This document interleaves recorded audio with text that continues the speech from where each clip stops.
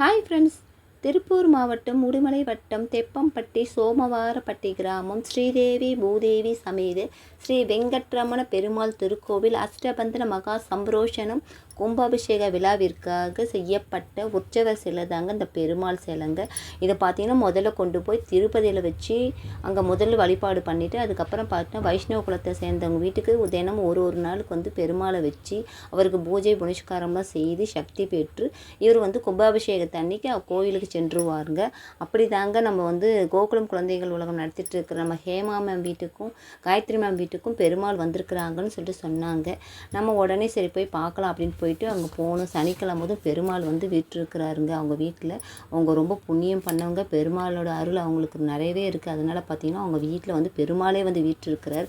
நம்ம கோயிலில் தான் போய் பெருமாளை சேவிப்போம். ஆனால் அன்றைக்கி பார்த்திங்கன்னா வீட்டில் அவங்க பெருமாளை போய் சேவிச்சு சாட்சாத் அந்த திருப்பதி பெருமாளே வந்து வீற்றிருந்த மாதிரி இருந்துச்சு. பார்த்திங்கன்னா அவங்க பூஜை புனஸ்காரம் புது வஸ்திரம் போட்டு பஜனையெல்லாம் நடத்தினாங்க. ரொம்ப சூப்பராக இருந்துச்சு.